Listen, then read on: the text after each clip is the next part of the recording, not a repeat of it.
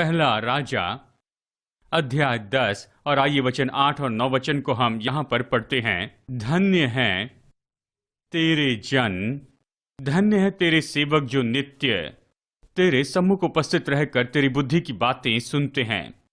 वो भाग्यवान हैं। धन्य है तेरा परमेश्वर यहोवा जो तुझसे ऐसे प्रसन्न हुआ कि तुझे इस्राएल की राजगद्दी पर विराजमान किया है, और इसलिए तेरे परमेश्वर की स्तुति हो। तेरे जन धन्य हैं। कौन लोग धन्य हैं? तेरे जन। वो क्यों धन्य हैं? क्योंकि वो तो वचन सुनते हैं। कौन से लोग जिन्होंने परमेश्वर को अपने जीवन में अंगीकार किया, वो जन, वही तो धन्य हैं। परमेश्वर के शुद्ध वचन को सुनकर अपने जीवन में सुधार लाने वाले लोग, वही तो धन्य हैं। हिंदी में धन्य शब्द आया है, लेकिन इंग्लिश में आया है हैप्पी। इस तरह, happy are your people. Suleman जब वहां पर राज्य कर रहा था, उस समय शीबा देश की रानी उस देश में वहां पर सुलेमान से मिलने आई, और उसने देखा कि लोगों के चेहरे के ऊपर में तेज है, उनके चेहरे पर आनंद है। इसलिए एक बार मैं आपको फिर से याद दिला दूं, मेरे भाइयों, मेरी बहनों, यदि आपका हृदय शुद्ध है, तो यदि आपके जीवन में धार्मिकता और सिद्धता की बातें हैं, तो आपके चेहरे पर खुशी होती है, आनंद होता है। क्योंकि जो शुद्ध हृदय वाला व्यक्ति है, वो तो दूसरों के साथ में आनंद को बांटता है। दुष्ट के लिए कोई शांति नहीं होती, बाइबल कहती है। यदि आपके अंदर में पाप है, और यदि आपके हृदय में पाप के लिए कोई जगह है, तो फिर आप कभी शांति नहीं पाएंगे। और जिन लोगों के पास में शांति नहीं है, उनके जीवन में, उनके मुख पर, उनके मुंह पर कोई आनंद नहीं दिखता है। अगर आपके चेहरे पाप के कारण बहुत उदास हो चुके हैं, या क्रोध के कारण अगर आपके चेहरे पूरी तरह से लाल हो चुके हैं, आज मैं प्रभु यीशु मसीह के नाम में आपसे विनती करता हूं कि ऐसा जीवन छोड़ दे। अगर आप महसूस करते हैं कि आप परमेश्वर के बेटे हैं या बेटी हैं, और आप परमेश्वर के वचन के अनुसार जीवन जीने वाले व्यक्ति हैं, तो जो लोग आपको देखते हैं, तो वो आप में आनंद को देखने पाए, आपको एक खुश व्यक्ति के रूप में देखे। आप गौर से सुनिए, जब भी कोई व्यक्ति जो आनंदित है, खुश है, लोग बड़ी आसानी से उस व्यक्ति से बातें करते हैं। आनंदित रहने वाला, खुश रहने वाला व्यक्ति जब भी कोई उसके साथ मिलकर काम करता है, उससे कोई भी दोस्ती करना चाहेगा, उसके साथ कोई भी अपनी दोस्ती बढ़ाना चाहेगा। शायद वो आपके दोस्त हो, आपके क्लासमेट हो, या फिर आपके रिश्तेदार हो, आपके दफ्तर में आपके कलीग्स हो सकते हैं, आपके व्यापार में आपके साथी हो सकते हैं। चाहे कोई भी व्यापार हो, उसमें लोग ऐसे मूर्ख दिखने वाले व्यक्ति से मित्रता नहीं चाहते हैं। कोई भी ऐसे रोने वाले चेहरे की ओर देखकर उनके साथ में मित्रता बढ़ाने की कोशिश नहीं करते। आपके इस रोने वाले चेहरे को देखकर आपके जो रिश्तेदार है, सगे संबंधी हैं, वो आकर आपके पास में बैठकर आपसे दो शब्द की बातें करना पसंद नहीं करेंगे। यदि आपके जीवन में जो दुख है, उसके लिए आपके जीवन के कष्ट ही कारण हैं, दुखों के लिए कारण तो मुख्यतः पाप है। यदि आपके जीवन में पाप है, तो आपका जीवन दुखों से भरा हुआ होगा। यदि आप में पाप है, तो आपका जीवन पूरी तरह से दुखों से भरा होगा। कैन की ओर देखकर परमेश्वर ने श्राप दिया, तू पूरी पृथ्वी के ऊपर में बेचैन होकर भागेगा। तब कैन का चेहरा दुखों से और परेशानियों से भर गया। और जब उड़ाव पुत्र अपने पिता के घर से बाहर जाता और अपना पूरा जीवन पाप में जीता है, तो उसके चेहरे के ऊपर केवल दुख और परेशानी दिखती है। गहजी जी से श्राप मिला। जब वो एलिशा के सामने से निकला, तो उसके चेहरे के ऊपर पूरी तरह से दुख था। वो दुखी होकर चला गया। प्रभु, मैं इन सारे श्रापों को नहीं सह सकता, मैं इसे सह नहीं सकता हूं। जो भी लोग मुझे देखेंगे, वो तो निश्चय ही मुझे मार देंगे। आपने जो कुछ भी पाप किए हैं, उसके कारण अगर आज आपके जीवन में कोई शांति नहीं है, कोई भी आनंद नहीं है, आज के दिन ये पाप जो आपको खुशी नहीं दे सकता है, आनंद नहीं दे सकता, शांति नहीं दे सकता, या आपको आत्मिकता भी नहीं दे सकता, इसलिए इस पाप को आप अभी छोड़ दे और आप शांति का जीवन जीना अभी से शुरू कर दीजिए। दूसरी बात, जबकि आप आत्मिक जीवन जी रहे हैं, वचन के अनुसार जीवन जी रहे हैं, और इस वक्त आपको जो समस्या हो रही है और आपकी ये मुश्किल जो परिस्थिति, उसके कारण, या फिर मनुष्य के द्वारा बोले गए जो शब्द है, उनके कारण यदि आप दुखी हो चुके हैं, आप चिंता में पड़े हैं, तो आज मैं आपकी मुलाकात एक मनुष्य के साथ में करवाना चाहता हूं। हाँ, मैं चाहता हूं कि मैं अपना जीवन खुशी में जीऊं, लेकिन मेरे आसपास के लोग मुझे कभी आनंद से जीने नहीं देते हैं।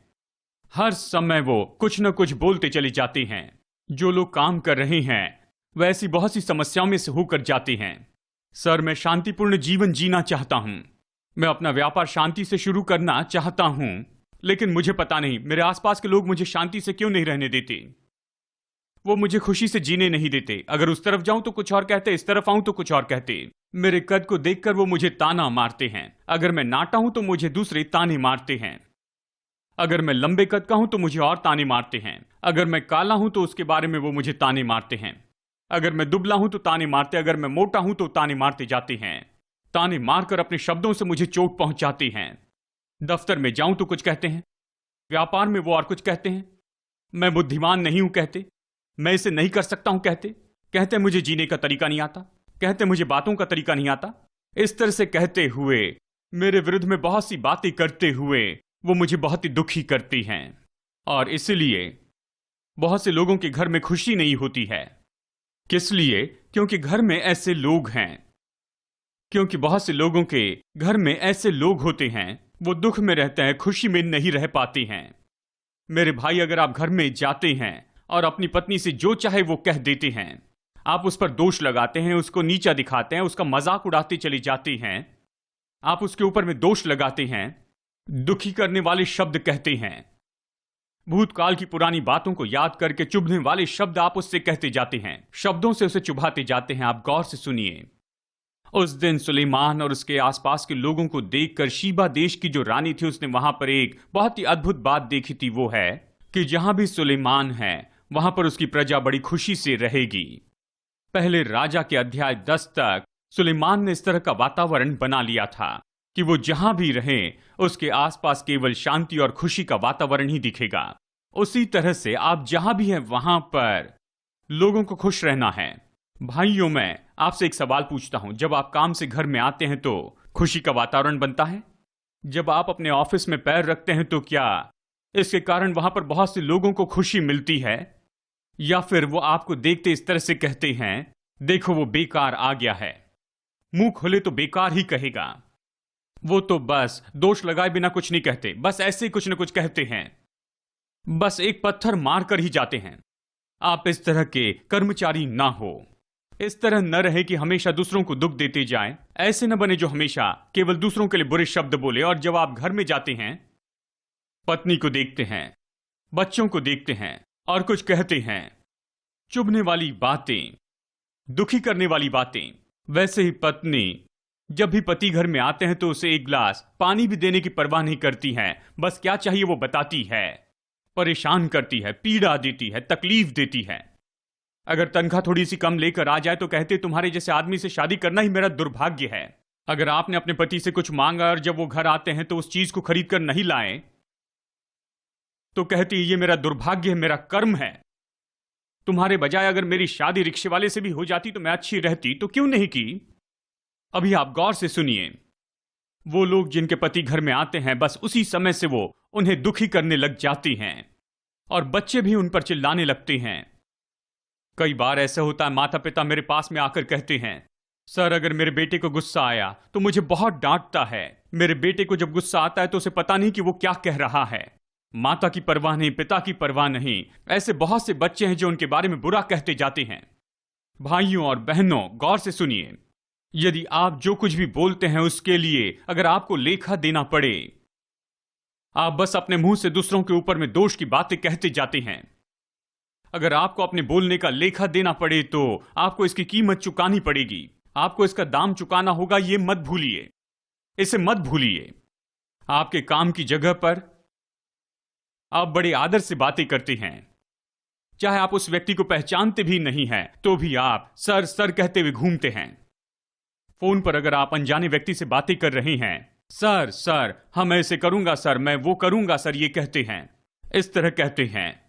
बहुत से बार रिसेप्शन पर भी, सामान्य रूप में वहां पर ज्यादातर स्त्रियां होती हैं रिसेप्शन पर, तो वो बहुत अच्छे से बातें करती हैं, बड़ी मिठास से बातें करती हैं। अगर कभी ऐसा समय आ जाता है कि सामने वाला व्यक्ति अगर किसी तरह से क्रोध में आकर भी कुछ कह दे, कठोरता से भी बातें करें, तो भी आप अच्छे से बातें करती हैं।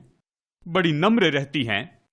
कॉल सेंटर पर अगर फोन करके उनसे ये कहें, मेरे सिम पर नेटवर्क नहीं मिल रहा है, मेरा सिम काम नहीं कर रहा है, मैंने आपसे ये सिम कार्ड खरीदा था, आपने कहा फ्री टॉक टाइम होगा, आपको फ्री इंटरनेट भी मिलेगा, ये सिम लेकर तो मैं परेशानी में पड़ गया हूं, ये बिल्कुल काम नहीं कर रहा है। वो इतना चिल्लाते जाते हैं, फिर भी आप बड़ी नम्रता से कहती हैं। और जब वो इस तरह से शिकायत करते हैं तो फिर कहते हैं, हाँ हम ध्यान देंगे। हाँ बताइए, आप इसके बारे में क्या करेंगे? जी हाँ सर, मैं इन सारी बातों के बारे में अपने जो अधिकारी है उन्हें बताऊंगी। कब बताऊंगी? आपने जो समस्या बताई है उन्हें बताऊंगी। कब बताऊंगी इसे? हम इसे ले लेंगे। आप इसे कब लेने के लिए आएंगे? जो भी करना है करो, 15 मिनट में मेरा सिम काम करना चाहिए। हम हर कोशिश करेंगे सर, हम अपनी तरफ से हर कोशिश करेंगे। अगर आपकी ये समस्या बनी रही तो हमें फिर फोन कीजिए। और इतना जोर से चिल्लाने पर भी कहती है कि हाँ, अगर आपको कोई भी समस्या हो तो हमें तुरंत बताइए। चाहे वो व्यक्ति बुरा व्यक्ति हो, बुरे चरित्र का हो, गुंडा हो, या फिर बुरा व्यक्ति हो, अपरिचित व्यक्ति जिससे बस फोन पर बात कर रहे हैं, आपकी 7,000 की या 8,000 की या 10,000 की तनख्वाह, और इसके लिए आप इतने आदर से बातें करती हैं। मेरे भाइयों और बहनों, आप दूसरों को इतना आदर देते हैं, बड़ी इज्जत से बातें करते हैं। उस अपरिचित व्यक्ति से बातें करते हुए आप कितना धीरज दिखाते हैं, अपने मुंह पर पूरी तरह से नियंत्रण रखते हैं। लेकिन जब आप घर में आते हैं तो फिर उस समय क्या हो जाता है कि आप बिल्कुल राक्षस या राक्षसनी जैसे होते हैं। आप अचानक बुरे पुरुष होते हैं या फिर बुरी स्त्री हो जाते हैं। अगर आपको अपने जीवन में खुशी और संतोष को अगर दिखाते चले जाना है तो सबसे पहले आपको कहां पर दिखाना होगा? अपने घर में उसे दिखाना जरूरी है।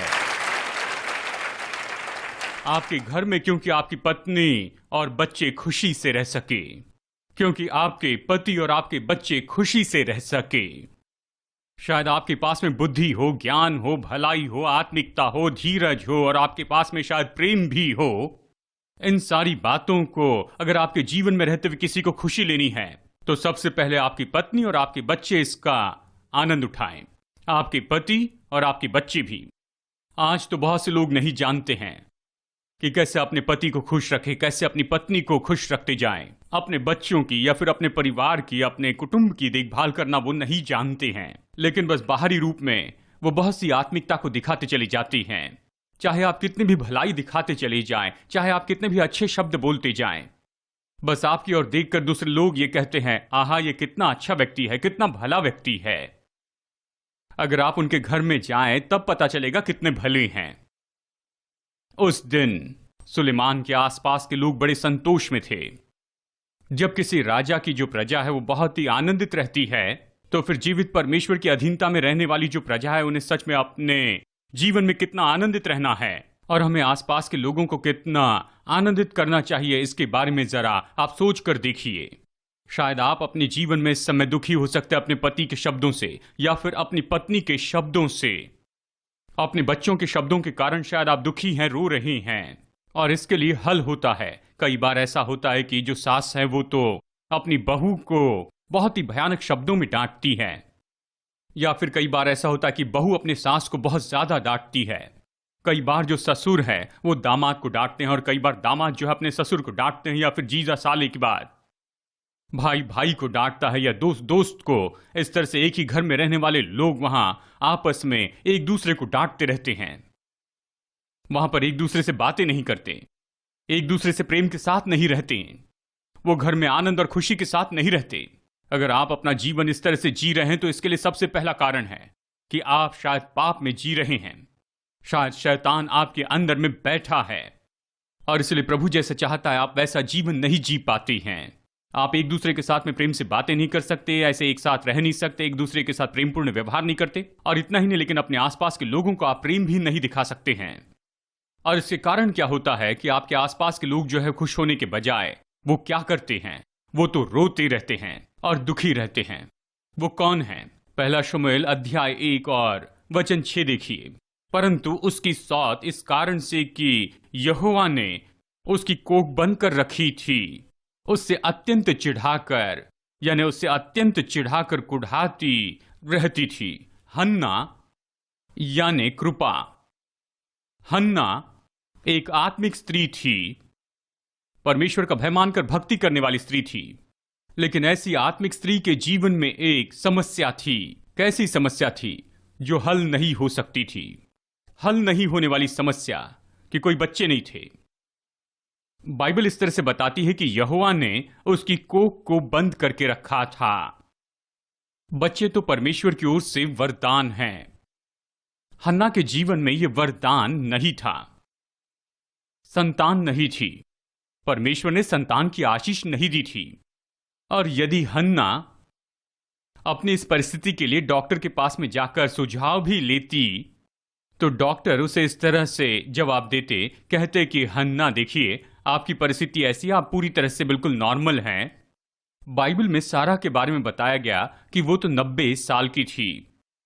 90 साल की उम्र में सारा अगर वहां डॉक्टर से मिलती तो वो कहते, बताइए मां, क्या आपके पैरों में दर्द है, घुटनों में दर्द है, क्या हुआ है आपको? कुछ नहीं, मुझे संतान चाहिए, मुझे बस संतान चाहिए। अगर 90 साल की कोई बूढ़ी डॉक्टर के पास में आए और अपनी समस्या लेकर आए और कहे, डॉक्टर जी क्या हुआ मां जी? कोई बच्चे नहीं है, मुझे संतान चाहिए। डॉक्टर जी क्या आपके पास में किसी तरह से कोई उपचार है? तो डॉक्टर ऊपर से नीचे देखकर सोचेगा कि ये कहां से आई है। 90 साल की उम्र में आपका दिमाग काम नहीं कर रहा है, अभी आपको संतान चाहिए। जी हां सर, मेरी संतान नहीं है, मुझे बस संतान चाहिए। अगर वो डॉक्टर के पास जाती तो डॉक्टर ये कहते थे, ये तो असंभव है, संभव नहीं है। जकरिया और एलीशिबा तो बूढ़े हो चुके थे। अगर इस बुढ़ापे में एलीशिबा डॉक्टर के पास में जाती थी और टेस्ट करवाने के लिए वो डॉक्टर से कहती, मुझे बच्चे नहीं हैं, बस एक बार आप मेरी सारी जांच करके मुझे ये बता सकते हैं? जानते हैं ये सुनकर तो डॉक्टर बहुत हंसता। मां जी, इस उम्र में कोई संतान नहीं हो सकती है, समय बर्बाद मत कीजिए, इस तरह कहते। हाँ नेक्स्ट ये कहते। हन्ना अगर इस तरह से डॉक्टर के पास जाती, मनो की पत्नी अगर डॉक्टर से मुलाकात करती, अगर राहेल जाकर डॉक्टर से मिलती थी, भाइयों और बहनों सुनिए वो उन्हें किस तरह से जवाब देते। बहन जी, आपसे संतान होना असंभव है। संतान को जन्म देने के लिए आपके लिए इस परिस्थिति में ये तो पूरी तरह से असंभव है। उस दिन हन्ना ने ऐसी समस्या का सामना किया जो कि असंभव थी, जो असंभव समस्या थी, जो किसी तरह संभव होनी नहीं थी। क्या कोई सोचता है कि यह तो असंभव है, मुझे चंगाई पाना तो पूरी तरह से असंभव है, ऐसे सोचते हैं। मेरी बेटी की शादी होना तो असंभव है, ये कहते हैं। मेरे पति का बदल जाना असंभव है, ये कहते हैं। कि पास होकर मुझे नौकरी मिलना तो असंभव है, कहते हैं। मेरे लिए तो प्रमोशन पूरा असंभव है, ट्रांसफर मिलना असंभव है, या ट्रांसफर को रोकना भी असंभव है। मुझे वीसा मिलना असंभव है, परिवार में शांति प्राप्त करना मेरे लिए असंभव है। बेटा जो बहू को लेकर चला गया या फिर दामाद जो बेटी को लेकर चला गया, अभी फिर से एक साथ वापस आना तो असंभव है। आप कहते हैं असंभव है, असंभव है, ये तो असंभव है, असंभव है। इस तरह से आप बस कहते चले जाते हैं कि संभव है। हन्ना एक आत्मिक स्त्री ऐसी परिस्थिति से जा रही थी। अगर आप सोचते हैं कि आपके जीवन में सारी असंभव बातें हैं, तो मैं आपको एक बात बताना चाहता हूं, और वो क्या है। मैं एक भाई को जानता हूं जो कि म्यूजिक के कीबोर्ड रिपेयर करते हैं, संगीत के लिए उपयोग किए जाने वाले कीबोर्ड। अगर ये संगीत वाला कीबोर्ड खराब हो जाए तो अगर उनके पास जाए और कहे कि हमारा कीबोर्ड खराब हो गया, रिपेयर कीजिए, तो वो यही सवाल पूछते हैं कि ये कीबोर्ड खराब हो गया, क्या आपने इसके पहले किसी को दिखाया था? नहीं, किसी को नहीं दिखाया। तो वो कहते ठीक है, इसे वापस ले जाइए, मैं इसे नहीं देखूंगा, पहले किसी और को दिखाइए। ऐसा क्यों है? पहले जाकर किसी को दिखाइए, कहिए कि आप इसे सुधारिए। अगर वो रिपेयर करे और आपका कीबोर्ड ठीक हो जाए, तो आपका कीबोर्ड अगर ठीक हो जाए तो उपयोग कीजिए। तो फिर से ठीक करने के लिए आप हैदराबाद में घूमते हैं, सिकंदराबाद में घूमते हैं। अगर सब ये कहे कि ये कीबोर्ड ठीक नहीं हो सकता है, आपका ये कीबोर्ड किसी तरह से ठीक नहीं हो सकता है, और जब सब ये कहते हैं कि ठीक नहीं हो सकता है, उस समय आप मेरे पास में आइए, मैं इसे ठीक करूंगा। इस आदमी की विशेषता तो बस यही है कि जब और कोई कीबोर्ड को ठीक नहीं कर सकता, उस समय तुम मेरे पास में आओ और मैं इसे जरूर ठीक कर दूंगा। यानी जब कोई और कीबोर्ड ठीक कर सकता है तो उसे आप मेरे पास में मत लेकर आइए। जब कोई उसे ठीक नहीं कर सकता है तो उसे लेकर आइए, मैं सुधारूंगा। क्या आपने सिकंदराबाद और हैदराबाद में इसे जांच कर देखा? क्या कहा? उन्होंने कहा कि ये ठीक नहीं हो सकता है। और फिर तब वो कहेंगे कि ठीक है, इसे आप यहाँ पर रख दीजिए और उसके बाद में 1 हफ्ते बाद आइए, मैं इसे ठीक कर दूंगा और आप खुशी से इसे अपने घर में लेकर जाइए। इस भाई के बारे में खासियत ये है कि कोई भी जो कीबोर्ड ठीक नहीं कर सकता उससे वो ठीक करके दिखाते हैं। आज मैं आपके साथ एक मित्र की पहचान करवाना चाहता हूं। इस संसार में एक ही है जो कि सभी मनुष्य को बिल्कुल सही कर सकता है। इस संसार में केवल एक ही है जो कि सारी समस्याओं को जो हल नहीं कर सकते उसे वो हल कर सकता है, और मैं उसके बारे में प्रचार करता हूं, और वो है यीशु। और उसके लिए कोई भी काम असंभव तो नहीं है। आज आपके जीवन में बहुत सी बातें असंभव हैं या आपके लिए असंभव दिखाई देती हैं। मैं जिस परमेश्वर के बारे में बता रहा हूं, अगर आप उसके ऊपर विश्वास करते हैं, मैं जिस परमेश्वर के बारे में बता रहा हूं, अगर आप उसे अपना जीवन समर्पण करते हैं, आप अपना जीवन उसे दे देते हैं, तो वो असंभव को संभव कर सकता है।